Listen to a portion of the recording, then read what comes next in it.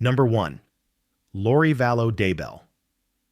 She seemed like the perfect mother, a smiling woman of faith, always surrounded by family and friends. But behind the photos and cheerful posts was a secret life that would shock an entire country. Lori Vallow Daybell's story is one of devotion gone dark, a tangled web of belief, obsession, and death that stretched from Arizona to Idaho and ended with the loss of her own children. Lori was born in 1973 in California, a mother of three known for her charm and deep religious views. Friends described her as a devoted parent, a loving wife, and someone who took her faith seriously. But her belief system began to change in the late 2010s when she started following apocalyptic religious teachings that claimed the end of the world was near. Lori became fascinated with near-death experiences, prophecies, and the idea that some people on Earth were light and others dark, souls marked as good or evil. By 2018, Lori had connected with Chad Daybell, a self-published author who wrote about doomsday prophecies and visions of the afterlife. Chad was married, and so was Lori, but their shared beliefs quickly turned into a romantic obsession. They began describing themselves as chosen leaders in the coming apocalypse, claiming they were destined to gather the righteous before the end of days. Those around them started to worry, especially Lori's husband, Charles Vallow, who said she had become unpredictable and believed he was possessed by an evil spirit. In July 2019, Charles was killed in Arizona by Lori's brother, Alex Cox, who claimed he acted in self-defense after an argument turned violent. Police initially accepted that version of events, but something about Lori's reaction raised eyebrows. She seemed unusually calm and unconcerned. Only weeks later, she and her children, 17-year-old Tylee Ryan and 7-year-old Joshua J.J. Vallow, abruptly moved to Rexburg, Idaho, where Chad lived. Chad's own wife, Tammy Daybell, was still alive at the time, but not for long. In October 2019, Tammy died suddenly at home. Her death was ruled natural at first, but the circumstances soon looked suspicious. Just 2 weeks later, Chad and Lori were married on a beach in Hawaii. Friends and family were stunned. Lori's 2 children hadn't been seen for weeks.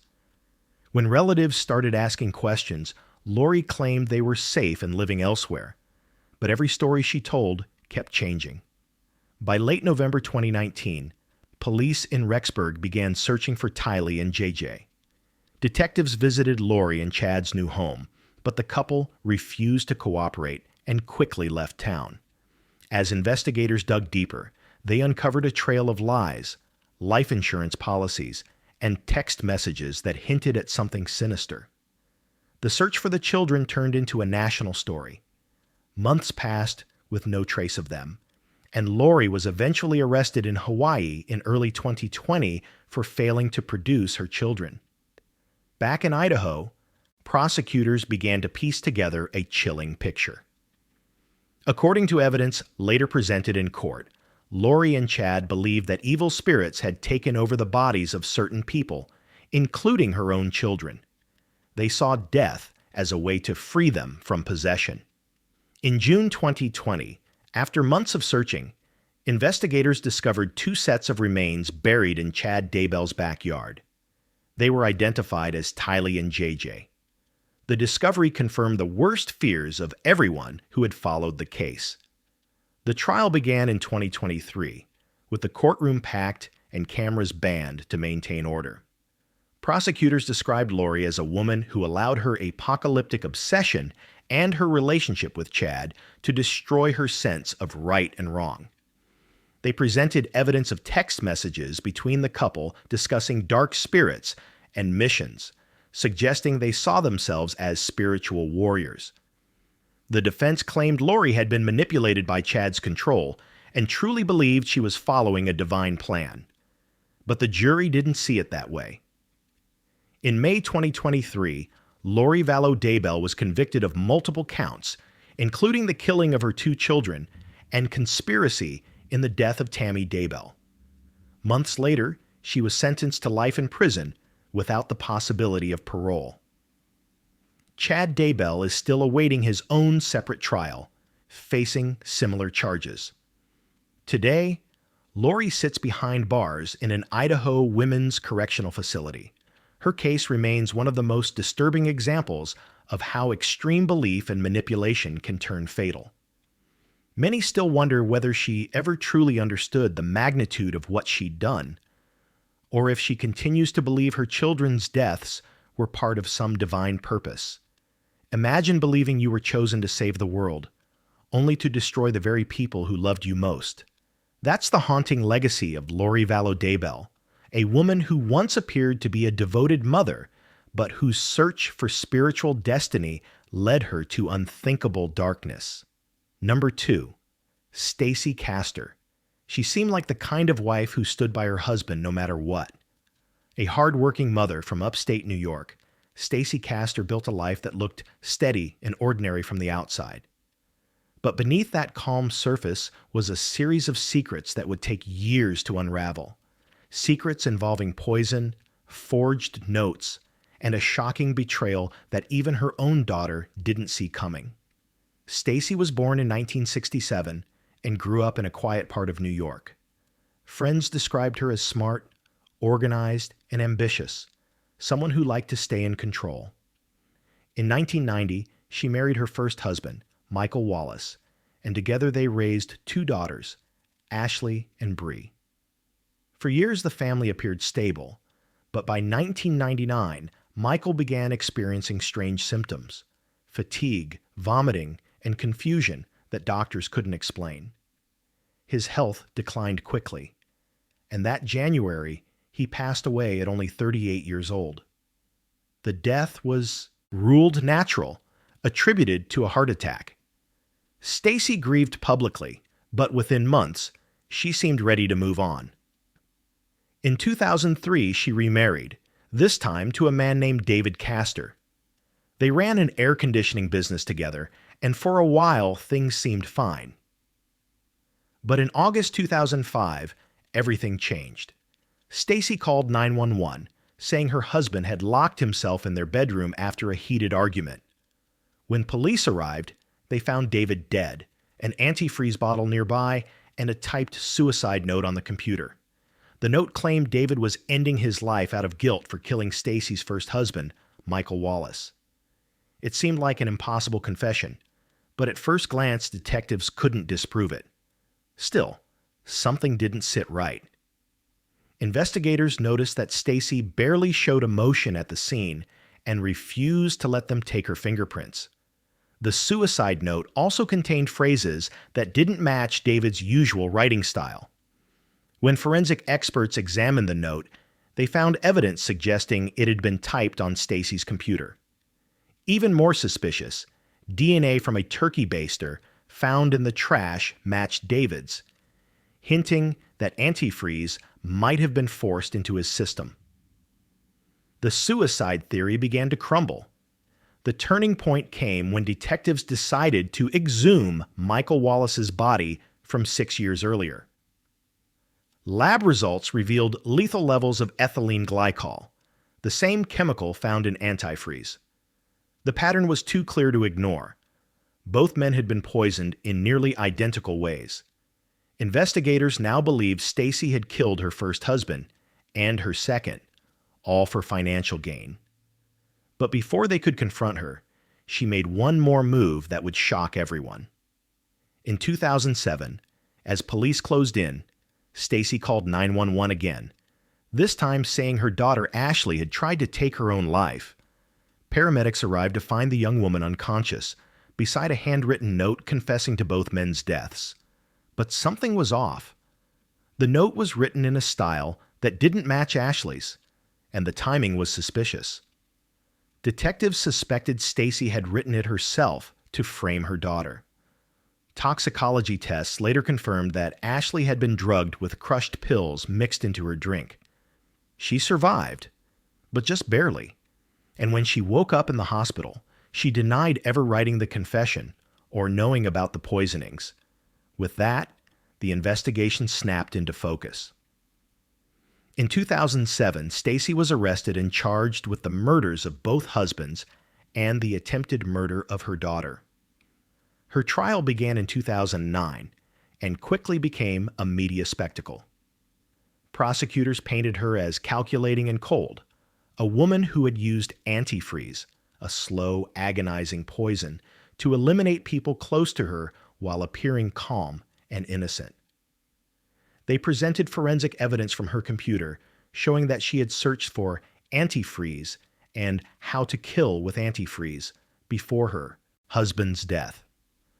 The defense argued she was a loving mother and wife, unfairly accused based on circumstantial evidence. Ashley, her surviving daughter, took the stand and faced her mother directly. She told the jury about that night, the strange taste in her drink, and how she had trusted Stacy completely. It was one of the most emotional moments of the trial, and it left the courtroom silent. In February 2009, the jury found Stacy Castor guilty of second-degree murder, attempted murder, and forging evidence. The judge sentenced her to more than 50 years in prison. She never admitted guilt and maintained that she had been framed. In 2016, Stacy was found unresponsive in her prison cell at age 48. Her death was ruled natural, caused by a heart attack. She never saw freedom again. Looking back, detectives and reporters called her the Black Widow of Syracuse, a woman who used trust as her weapon. She poisoned those who loved her, framed her own child, and tried to rewrite her crimes as someone else's guilt. Imagine believing the person you depend on most is the one who quietly destroys everything around you. That's the haunting story of Stacy Castor, a mother, a wife, and the mastermind of her own undoing. Number 3, Ashley Benefield. She was once known as the graceful ballerina with a bright future, a woman who turned elegance into a business empire. But behind the poise and the stage lights, Ashley Benefield's life was spinning out of control. What began as a whirlwind romance soon turned into fear, obsession, and a deadly confrontation that would end in gunfire. Her story became one of the most debated cases in Florida, blurring the line between self-defense and calculated revenge. Ashley Benefield was born in 1992 and grew up surrounded by the world of dance. She trained from a young age and performed professionally, earning respect for her discipline and charisma. Later, she co-founded a ballet company in Sarasota with her husband, Doug Benefield, a former Navy pilot and businessman more than 20 years her senior. To friends, they looked like a power couple, youth and experience, art and structure combined. But privately, their relationship was rocky almost from the start. They met in 2016, and within 13 days of knowing each other, they married. Doug's friends were shocked at how quickly things moved. At first, Ashley appeared deeply in love, posting photos of the wedding and their travels together. But soon, arguments began about money, control, and trust. Ashley accused Doug of hiding finances, while Doug confided to others that Ashley was unpredictable and manipulative. Their marriage grew increasingly tense, and by 2020, they were living apart, each accusing the other of emotional abuse. The breaking point came that September. Ashley, who was pregnant during part of their separation, claimed she feared for her safety and that Doug had become threatening.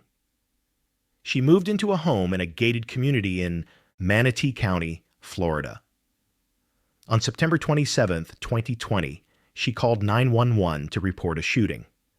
When deputies arrived, they found Doug Benefield lying on the floor, critically injured from gunfire. He died at the scene. Ashley told investigators she had acted in self-defense, saying her husband attacked her during a heated argument. But the evidence painted a more complex picture. Detectives found no signs of a struggle in the home, no overturned furniture, no bruises, no defensive wounds. Neighbors reported hearing no shouting before the gunshots. Forensic analysis suggested Doug had been shot from several feet away, not at close range as Ashley claimed. When officers questioned her further, Her account shifted multiple times. At one point, she said she feared Doug would kill her. At another, she said she simply panicked. Investigators began to suspect her story didn't add up. Months passed before prosecutors decided to act. In November 2020, Ashley was charged with second-degree murder. Her arrest shocked the ballet community that had once celebrated her as a rising star. During pretrial hearings, her defense team argued she was a victim of domestic violence who had been isolated and terrified, acting in a moment of self-preservation. The prosecution, on the other hand, described a woman driven by resentment and a desire for control, who used the claim of self-defense to cover up a deliberate act. The trial finally began in 2024, nearly 4 years after the shooting. Both sides presented their versions of what happened that afternoon in Manatee County. Prosecutors focused on inconsistencies in her statements and the physical evidence, which didn't match her claims of a violent attack. They said Doug had come to the house peacefully, hoping to reconcile or see their child, and that Ashley shot him without provocation. The defense countered with stories of fear and coercion, calling witnesses who said she had been terrified of her husband's temper and believed her life was in danger. In court, jurors heard emotional testimony about the couple's chaotic relationship and the toxic mix of passion and paranoia that defined it. Ashley sat quietly through most of the proceedings, occasionally breaking down when recordings of her 911 call were played. After weeks of deliberation, the jury rejected the prosecution's claim of cold-blooded murder but also didn't accept full self-defense. In July 2024, they found her guilty of manslaughter with a firearm, a lesser charge that still carried a lengthy sentence. She was later sentenced to 25 years in prison. Today, Ashley Benefield sits in a Florida correctional facility, her once promising future gone. The ballet company she founded no longer exists, and her name is remembered not for artistry, but for tragedy. Supporters still argue that she was a victim who reacted out of fear, while others see her as someone who used that narrative to escape responsibility. Imagine a life built on grace and control, collapsing in a single moment of chaos. Ashley Benefield's case reminds us how fast love can curdle into fear, and how a single decision made in anger or panic can turn even the most beautiful stage into a scene of irreversible loss. Number 4. Lori Shaver. To neighbors in the small town of Summerfield, Florida, Lori Shaver looked like a devoted wife trying to move on after her husband disappeared. She told people that he had left suddenly, that he needed time to himself, and that he'd started a new life somewhere far away.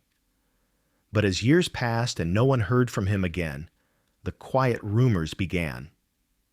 It would take nearly a decade, a backyard excavation, and a cold case team's persistence to uncover the truth buried right beneath her home. Lori married Michael Shaver in 2005. He was a friendly, hard-working father of 2, known for his love of mechanics and for helping anyone who needed it. Friends said the couple seemed happy at first, but over time, their marriage turned volatile. Arguments became frequent, and Michael confided to family members that he was planning to leave. In 2015, those around him noticed he'd suddenly gone silent. He stopped showing up for work, stopped calling his children, and his social media went dark.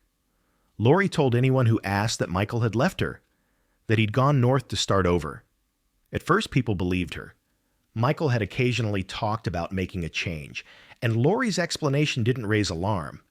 But months turned into years, and not a single trace of him appeared. No financial activity, no calls, no sightings.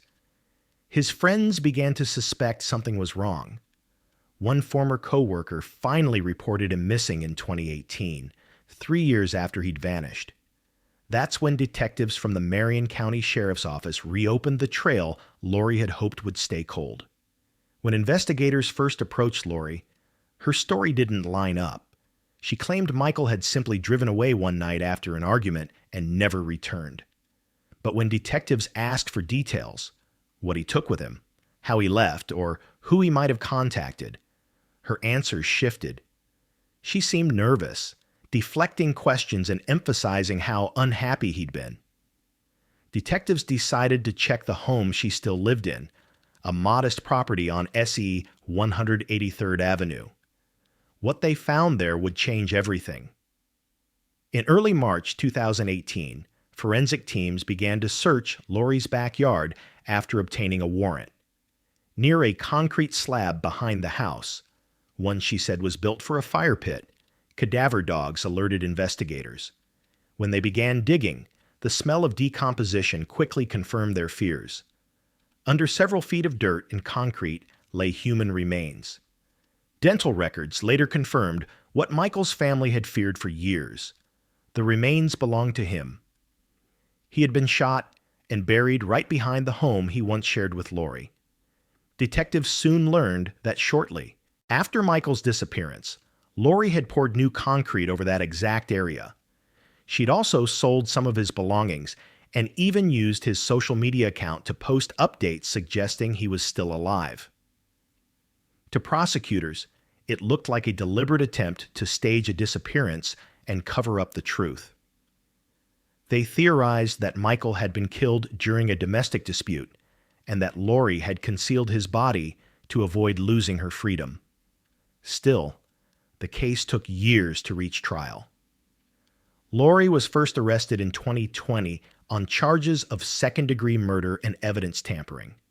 By that time, she had remarried and moved away, living quietly until the past caught up to her. During her trial in 2024, prosecutors presented physical evidence from the property, including the ballistic fragments that matched a gun Lori once owned, and digital evidence showing she had accessed Michael's online accounts long after his death. The defense argued that there was no direct proof she fired the fatal shot, claiming someone else could have been responsible, and that Lori was simply protecting herself from an abusive relationship. But jurors weren't convinced. They heard testimony from friends who said Lori's story had changed repeatedly over the years, and from investigators who described how carefully the burial site had been concealed. The most damning evidence came from forensic experts who testified that Michael had been shot at close range before being buried. The jury found Lori Shaver guilty of second-degree murder. In May 2024, nearly 9 years after Michael disappeared, she was sentenced to life in prison. For Michael's family, the verdict brought closure, but not peace.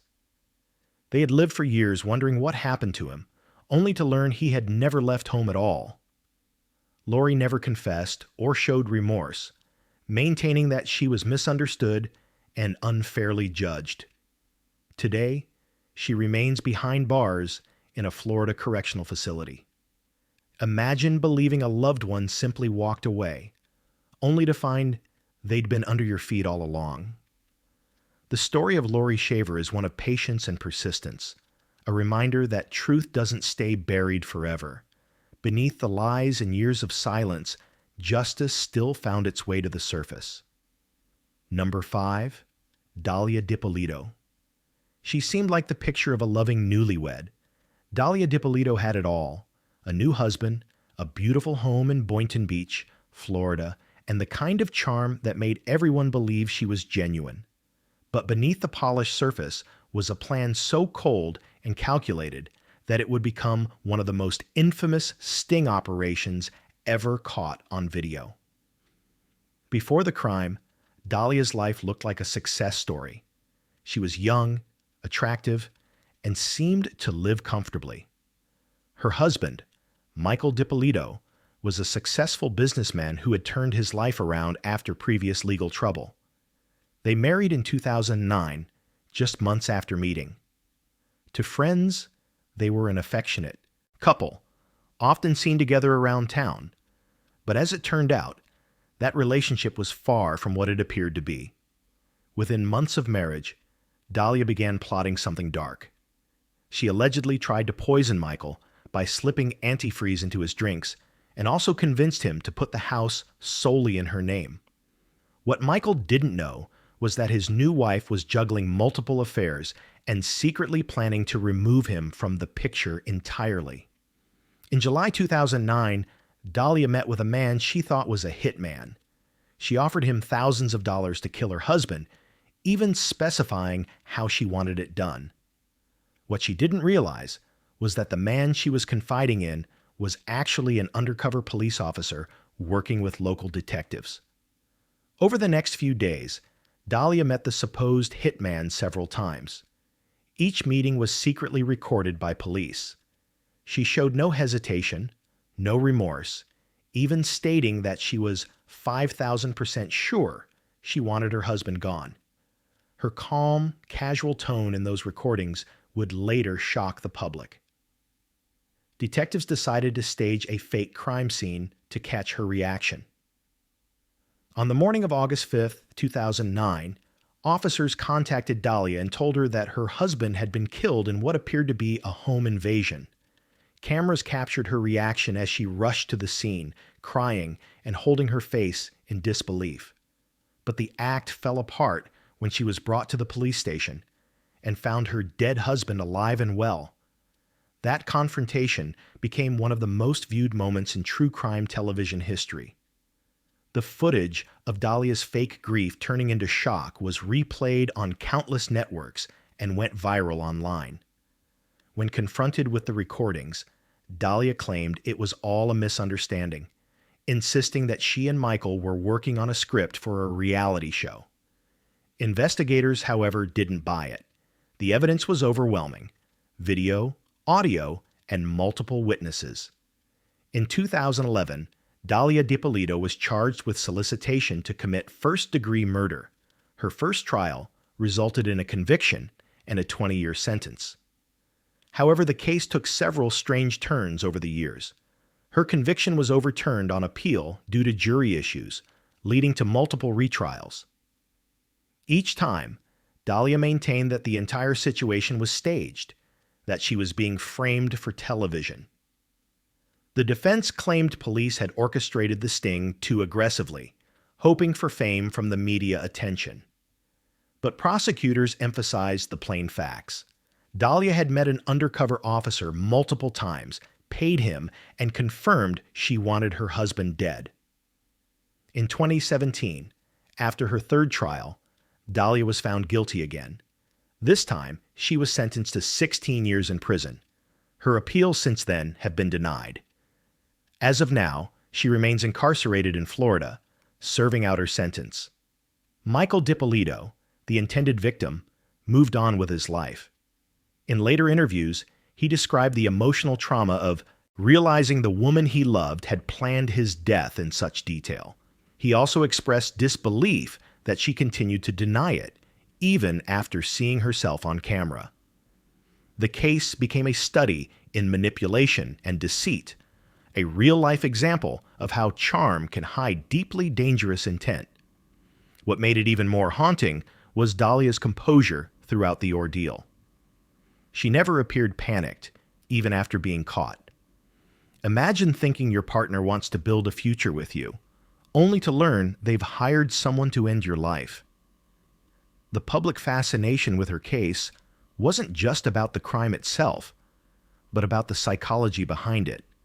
Why would someone risk everything so soon after marriage? Was it greed, boredom, or something darker? The recordings revealed a woman who seemed detached from the reality of what she was doing. Even in her final court appearances, Dahlia appeared calm and collected. The DiPolito case continues to be discussed in criminology classes and documentaries, not just for its shocking visuals, but for the way it exposed how far someone would go to control a situation they believed they were losing. It's a reminder that evil doesn't always come in the form of rage or violence. Sometimes it comes in a quiet voice, smiling, plotting, and pretending to love you while already planning your downfall. Number 6. Clara Harris. She seemed like the perfect success story. Clara Harris was a respected dentist, a loving mother of twin boys, and a woman who had built a stable, prosperous life in Friendswood, Texas. To her friends, she appeared to have it all: a thriving dental practice, a beautiful home, and a long marriage to her husband, David Harris. But behind the picture-perfect image, cracks were forming, and what began as heartbreak would soon spiral into one of the most shocking cases of passion and rage the state had ever seen. Clara and David Harris married in 1992. Both were dentists who owned several clinics together, and they lived comfortably in an upscale suburb near Houston. Clara was known as friendly and driven, admired by her staff and community. To those who knew her, she was confident, composed, and devoted to her family. But after years of success, her world began to unravel in 2002 when she discovered that her husband was having an affair with his receptionist, Gail Bridges. The discovery shattered her. Clara, who had built her identity around family and professional perfection, suddenly found herself betrayed.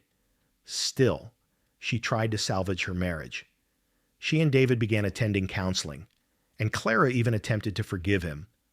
But the pain festered beneath the surface. In a desperate effort to keep her husband, Clara hired a private investigator to monitor his activities, hoping it would help her feel in control again.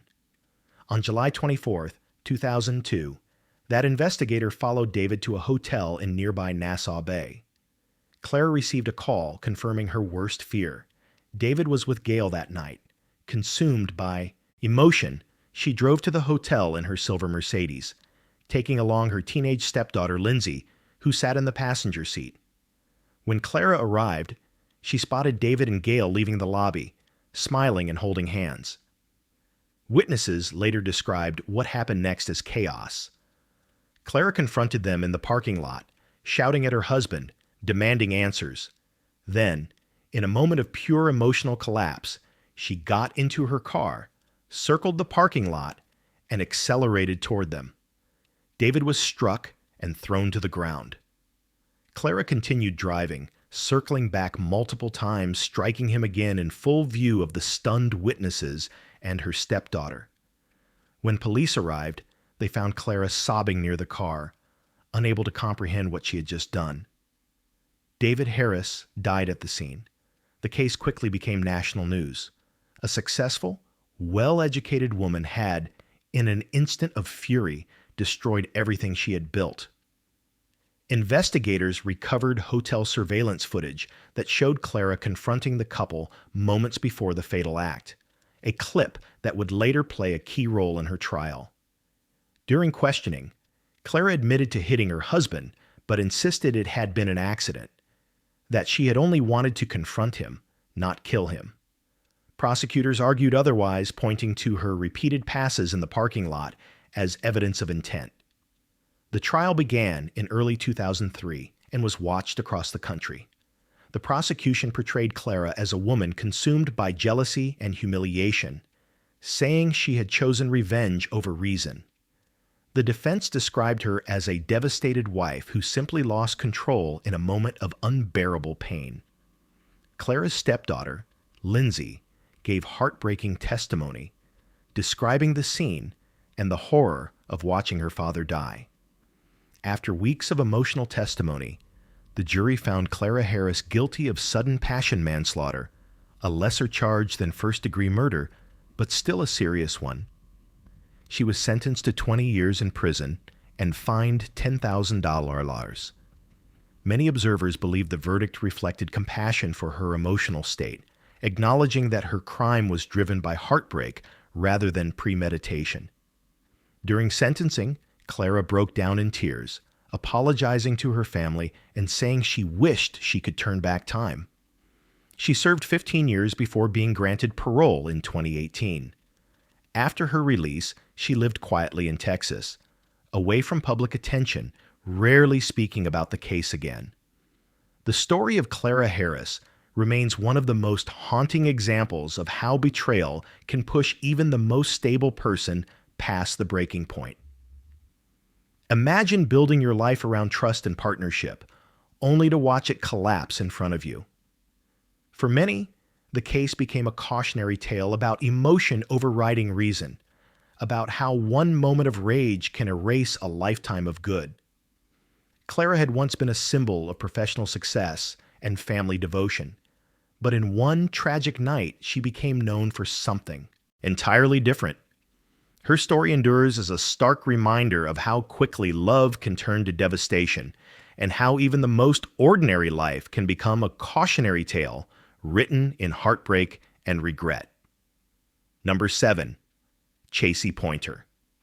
She was a wife, a mother, and on the surface, someone who appeared to be struggling through a difficult marriage. But what police in Roy City, Texas, uncovered in September 2016 would reveal something far darker. Chasey Pointer wasn't just a woman trapped in an unhappy relationship. She was a central figure in a cold, calculated plan that ended in her husband's death and shocked an entire community. Chasey met her husband, Robert Pointer, when he was already an established figure in their town, a respected firefighter captain known for his leadership and kindness. Robert was dependable and well-liked, while Chasey, younger and outgoing, was known for her energy and charm. They married in 2009 and had a daughter together, creating what looked like an ideal family life. But beneath the surface, their relationship was unstable. Chasey felt unfulfilled and resentful, claiming her husband was distant and controlling. As the years went on, she began spending money recklessly and started several extramarital affairs, which would later become the key to the unraveling of everything she had. By 2016, Chasey was deeply involved with one of her lovers, a man named Michael Garza, a rough, unpredictable acquaintance she had met through mutual friends. Their relationship was volatile but intense, and Chasey began telling him stories about how unhappy she was in her marriage. She said she wanted out, that her husband mistreated her, and that she needed help escaping her life. But instead of seeking a divorce, Chasey began discussing something far more sinister. Investigators would later uncover a series of conversations and text messages that hinted at a plot to remove Robert from the picture permanently. On the night of September 9, 2016, Chasey called police in a panic, saying she needed help. When officers arrived, they found her distraught on a rural road, claiming she and her husband had been attacked after their Jeep got stuck in the mud. She said Robert had gone to get help, but she had lost sight of him. When police searched the area, they found Robert Pointer lying nearby. He had died from a single gunshot wound to the head.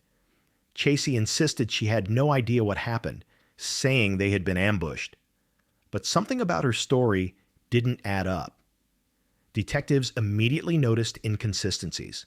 For one, Chasey's emotional display seemed rehearsed, almost exaggerated. They also discovered her phone filled with messages between her and Garza, some of which were sent in the hours before Robert's death. Those messages painted a much different picture, not of a random attack, but of a coordinated plan. When police tracked down Garza, they found his truck still muddy from the same rural area where Robert had been killed. Under questioning, Garza admitted he had been there with Chasey, but claimed he didn't plan to kill anyone, saying things had got out of hand. As investigators dug deeper, they pieced together the chain of events. Chasey had lured her husband out of the house that night, convincing him to drive down a dark, isolated road. She told him they were going to talk about repairing their marriage. In reality, Garza was waiting nearby. Prosecutors argued that Chasey had manipulated both men, her husband, who still wanted to fix things, and her lover, who thought he was rescuing her. When Garza confronted Robert, an argument broke out, and Garza fired the fatal shot. Afterward, Chasey and Garza tried to make the scene look like a robbery gone wrong. But digital evidence, messages, search history, and phone location data revealed that Chasey had been in constant contact with Garza leading up to the killing. When the case went to trial in 2019, the courtroom heard testimony from investigators, friends, and family. The prosecution described Chasey as deceitful and manipulative, portraying her as someone who used her charm to convince others to do what she wanted. They said she had wanted her husband's insurance money and freedom from her marriage without the inconvenience of divorce. The defense, however, claimed she never intended for Robert to die, that she was caught in a toxic relationship and had simply made terrible decisions. But the evidence was overwhelming. In June 2019, Chasey Pointer was found guilty of capital murder and sentenced to life in prison without the possibility of parole. Her accomplice, Michael Garza, was convicted of murder and received a 99-year sentence. Chasey's appeal for a new trial was denied in 2021, leaving her to serve out her sentence in a Texas state prison. The case of Chasey Pointer became a disturbing study in manipulation and betrayal, how a series of choices, each seemingly small at first, can spiral into irreversible tragedy. Imagine a marriage crumbling, emotions boiling beneath the surface, and instead of choosing honesty or separation, one partner turns to deceit and destruction. It's a reminder that behind even the most ordinary relationships, darkness can grow in silence. Chasey once stood beside her husband as his proud wife, the woman who smiled through community events and family photos. But in the end, she became the reason his life was taken, and the architect of her own downfall. Number 8, Diane Stott. She was a church musician, a wife, and a mother of 4. To everyone around her, Diane Stott seemed like the definition of kindness and faith, a woman who devoted her life to her family and her church in Springfield, Missouri. But in 2012, that image would crumble in one of the most shocking family crimes the state had ever seen. When members of her congregation began dying, few could have imagined that the smiling woman behind the church organ would be responsible for the tragedy that followed. Diane and her husband, Mark Stott, had been married for decades. They lived a modest life, raising 4 children in a small, tidy home. Mark was a musician and a gentle soul, working part-time and spending much of his free time with the family. Diane, on the other hand, was strict and controlling, often frustrated with her husband's lack of ambition. Their children had different paths. Their oldest, Sean, was autistic and dependent on his parents for support. Their daughter Sarah was hardworking and quiet, while another daughter, Rachel, was close to Diane and often helped her at church. By 2012, Diane had begun to feel trapped in what she saw as a disappointing and burdensome life. Then in April 2012, tragedy struck. Mark suddenly fell ill and died within days. His death was attributed to natural causes, a heart problem, doctors said. The family grieved and moved on, though Diane's behavior raised quiet suspicion among friends. She seemed oddly calm, even upbeat, shortly after losing her husband. Just 5 months later, tragedy hit again when their 26-year-old son, Sean, died after a short, mysterious illness that doctors again labeled as natural causes. Friends and relatives began to whisper, wondering how one family could suffer so much loss in such a short time. By the end of the year, a third family member, 24-year-old Sarah, fell seriously ill. This time, her symptoms were severe but inconsistent. She suffered from confusion, weakness, and unexplained hair loss. When she was admitted to the hospital in 2013, doctors quickly realized something wasn't right. Her test results showed traces of ethylene glycol, the main ingredient in antifreeze. Poisoning was suspected immediately. Sarah survived, but investigators contacted police after realizing that both her father and brother had died with similar symptoms. When police approached Diane, she appeared shocked, claiming she had no idea what was going on. But inconsistencies in her story quickly piled up. Detectives obtained search warrants for the Stott home, and what they found was chilling. A bottle of antifreeze sat in the garage, and computer searches revealed someone in the house had recently looked up antifreeze poisoning and how to kill someone with antifreeze. When questioned, Diane eventually confessed, explaining that she had poisoned her husband and son by mixing antifreeze into their drinks. Her reason? She said they were a burden. Her husband was lazy, her son required constant care, and she wanted a better life. But Diane hadn't acted alone. Her daughter Rachel, who was just 22 at the time, had helped plan and carry out the poisonings. Rachel admitted to helping her mother mix the drinks and watching as her own father and brother grew sicker each day. Both women were arrested in June 2013 and charged with multiple counts of first-degree murder and assault. The case horrified the nation. Prosecutors described Diane as the mastermind, cold, calculating, and remorseless, while Rachel was portrayed as her obedient accomplice, manipulated by her mother's control. The defense argued that Rachel had been psychologically dominated by Diane, unable to resist her influence. The evidence, however, was undeniable. Investigators found that Diane had even planned to kill her surviving daughter Sarah once she recovered to completely free herself from what she called her burdens. In 2016, Diane Stott pleaded guilty to 2 counts of first-degree murder and 1 count of assault to avoid the death penalty. She was sentenced to life in prison without the possibility of parole. Rachel also pleaded guilty to second-degree murder and received a life sentence with the possibility of parole after 42 years. Sarah, the surviving daughter, recovered physically but faced lasting trauma from learning that her own mother and sister had tried to end her life. The Stouda case stands out as one of the most unsettling examples of familial betrayal in recent history. It wasn't driven by greed, insurance money, or outside influence. It was rooted in pure resentment and a twisted desire for control.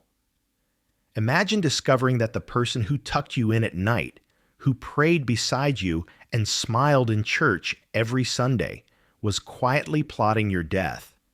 It's the kind of story that forces people to question how evil can hide behind normal faces and how indifference can be just as dangerous as anger. Diane Stott once played hymns that celebrated love, forgiveness, and family. But in the end, her own life became a chilling contradiction of everything she claimed to believe. Number 9. Sally Challen. She was known as a quiet, well-mannered woman from Surrey, England, a devoted wife and mother who had spent decades supporting her husband and raising their 2 sons. But on one morning in 2010, Sally Challen did something that stunned everyone who knew her. The woman once described as gentle and patient suddenly became the center of one of Britain's most talked about domestic crime cases, a story that would later reshape how the legal system views long-term psychological abuse. Sally and Richard Challen met when she was a teenager, and he was several years older, already working as a car salesman. Their relationship began with the kind of intensity young couples often have, but over time, that intensity turned controlling. Friends would later recall that Richard was charming in public but demanding in private. He expected Sally to fit perfectly into the role of the obedient wife, cooking, cleaning, and deferring to his authority. They married in 1979 and eventually had 2 sons, David and James. Outwardly, they appeared successful and stable, but behind closed doors, Sally lived under constant emotional pressure. Richard's behavior reportedly became more manipulative over the years. He dictated how she dressed, controlled their finances, and belittled her confidence. Sally rarely spoke of her struggles, but her friends noticed her anxiety, her tendency to apologize for things that weren't her fault, and her growing isolation. By the late 2000s, Sally had begun to feel trapped in a cycle she couldn't escape. She discovered her husband's repeated infidelities, including relationships with other women he had hidden from her. Each revelation chipped away at her sense of worth. After 31 years of marriage, she finally left him, moving into her own home and trying to rebuild her independence. But Richard wouldn't let go. He continued to contact her, criticizing her choices, questioning her every move. Even when they began discussing reconciliation, he imposed conditions, reminding her that she could only return if she followed his rules. On August 14, 2010, Sally drove to Richard's house for breakfast. They ate together as usual, but something in the air felt different. After years of emotional turmoil, something inside her snapped. When Richard made yet another degrading comment, Sally picked up a hammer and struck him multiple times. When the attack was over, she calmly left the house and drove away, later calling her son and confessing what she had done. Police found Richard dead in his home, and Sally was arrested that same day. The case stunned Britain. At first, the narrative was simple. A wife had killed her husband in cold blood. In 2011, she was tried for murder. The prosecution portrayed her as jealous and controlling, claiming she couldn't handle her husband's independence. The defense argued that she had suffered years of coercive control, a type of psychological abuse that leaves no bruises but breaks down a person's sense of reality. The concept, though widely recognized by psychologists, wasn't yet clearly defined in British law at the time. The jury found her guilty of murder, and she was sentenced to life in prison with a minimum of 22 years. But the story didn't end there. Sally's sons, David and James, refused to accept the verdict. They began campaigning for their mother's conviction to be reviewed, arguing that she had been a victim of long-term domestic abuse. Their efforts gained national attention, and over the next several years, public awareness around coercive control began to grow. In 2015, the UK formally recognized coercive and controlling behavior as a criminal offense. This shift in understanding opened the door for Sally's legal team to appeal her case. In 2019, after nearly a decade behind bars, Sally's conviction for murder was overturned. The Court of Appeal ruled that the jury in her original trial had not been given the opportunity to consider how years of psychological abuse had affected her state of mind. Her charge was reduced to manslaughter on the grounds of diminished responsibility. Having already served 9 years, she was released from prison that same year. Sally's case became a landmark in British legal history. Not because it excused her actions, but because it forced society to confront a painful truth. Abuse doesn't always leave physical scars. Her sons stood by her, describing their father as controlling and emotionally damaging, and their mother as someone who had finally broken after decades of fear and manipulation. Today, Sally Challen lives quietly, avoiding publicity, but her case continues to influence how the justice system handles domestic abuse survivors who retaliate after years of coercion. Imagine living decades under someone's control, every word and decision scrutinized, every ounce of self-worth stripped away, until one day, something inside you collapses. Her story is tragic on every level, for Richard, for their children, and for Sally herself. It is a case that blurs the line between victim and perpetrator, and it challenges the world to understand that even the calmest exterior can hide years of silent suffering. Number 10. Rose Chase. She was a young mother from upstate New York, known in her small town of Seneca Falls as polite, soft-spoken, and kind. But in 2013, her name would make headlines for something no one expected. When 32-year-old Adam Chase vanished without a trace, his family feared the worst. What they didn't know was that his wife, Rose, already knew exactly what had happened, because she was the one responsible. Behind the walls of their quiet suburban home, years of tension, resentment, and emotional collapse had been building toward a single breaking point. Rose and Adam Chase met in high school. They were opposites. Rose was shy, reserved, and came from a strict family, while Adam was more outgoing and rebellious. Their relationship was rocky from the start, but they married in 2008 and soon had 2 children. Outwardly, they seemed like a normal couple struggling through the challenges of young parenthood. But according to those close to them, their marriage was far from peaceful. Arguments were frequent and heated. Friends later testified that Adam had talked about leaving her, and that Rose often felt trapped and overwhelmed. Their relationship teetered between love and hostility, and by the spring of 2013, it had reached a breaking point. On June 14, 2013, Adam didn't show up for work. His parents grew worried when he failed to answer calls or messages. Within days, they reported him missing.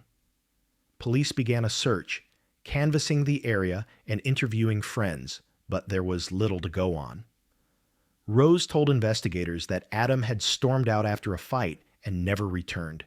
She seemed calm and cooperative, even emotional at times, insisting she had no idea where he'd gone. But something about her story didn't sit right. Detectives noticed inconsistencies. She changed small details about their last conversation and seemed oddly detached when talking about her missing husband. As weeks passed with no sign of Adam, police began to dig deeper into the couple's marriage. They discovered a pattern of domestic arguments, and several witnesses described seeing Rose angry and frustrated in the days leading up to his disappearance. Cell phone records revealed she had stayed close to home the entire day Adam vanished, contradicting her earlier claims that she had gone out to look for him. Investigators brought her in again for questioning, and this time, the pressure began to crack her composure. Months later, in December 2013, Adam's remains were found at the bottom of a deep pit on property belonging to Rose's mother, just miles from the couple's home. The body had been burned and buried beneath rubble, making identification difficult. But DNA confirmed it was Adam. Confronted with the evidence, Rose finally confessed. She told police that she and Adam had gotten into an argument that turned physical, and in the heat of the moment, she pushed him down a flight of stairs. When he didn't move, she panicked. Instead of calling for help, she dragged his body into the garage, wrapped it in a tarp, and later transported it to her mother's property, where she burned and buried it. She claimed it had not been planned, that she acted out of fear and shock, not malice. Her confession stunned the town. Rose had gone about her daily life for months, caring for her children and attending church, while knowing exactly where her husband was.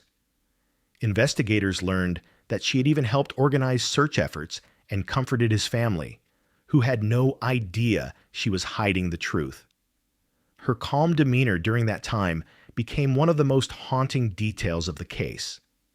When her trial began in 2015, prosecutors painted Rose as manipulative and self-centered, saying she killed Adam intentionally after years of bitterness and resentment. They argued that the push was deliberate, not an accident, and that her attempts to cover up the death showed clear consciousness of guilt. The defense claimed otherwise, that Rose was a victim of emotional abuse and had acted in panic, fearing the consequences of what had happened. They said she had no history of violence and had simply made terrible decisions after a tragic accident. After weeks of testimony, the jury found Rose Chase guilty of second-degree murder and tampering with physical evidence. She was sentenced to 25 years to life in prison. During sentencing, she tearfully apologized to Adam's family, saying she wished she could take back everything that happened. But for many, the apology came too late. Today, Rose remains incarcerated at Bedford Hills Correctional Facility in New York. Her children are being raised by relatives, and her once quiet life has become a chilling story of what can happen when anger and desperation meet silence and denial. The case of Rose Chase stands as a tragic example of how ordinary people can commit unthinkable acts in moments of emotional collapse. Imagine the weight of living every day with a secret like that. Attending family, events, looking into the faces of your children, and knowing that your entire life is built on a lie. It's the kind of story that makes people question how well they really know those closest to them, and how a seemingly quiet home can hide unimaginable darkness behind its doors.